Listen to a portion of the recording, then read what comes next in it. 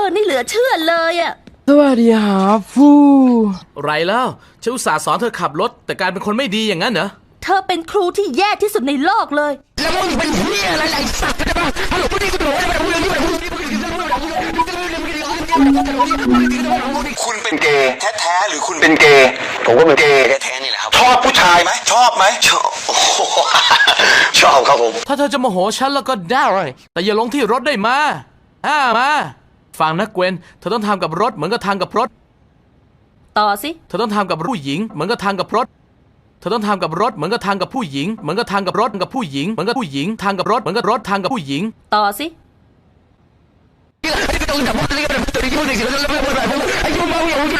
ไม่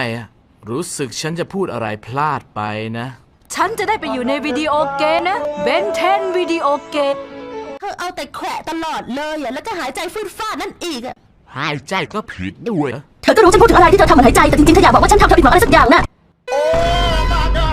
พอทีเถอะ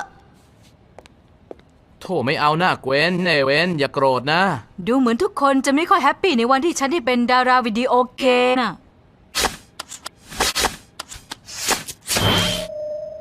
ไม่เอานะน่ารักดีออกใช่ไหมหน้าอย่างนี้สิไม่ว่า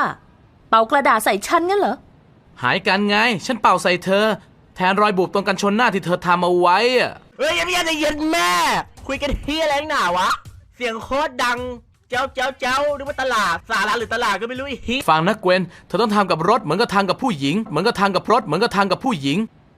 งั้นเป็นอันตกลงเธอจะสอนฉันขับเหรอทีหลังเหอะตอนนี้ฉันต้องไปสแกนวิดีโอเกมฉันก่อนแล้วอะวิดีโอเกมอะไร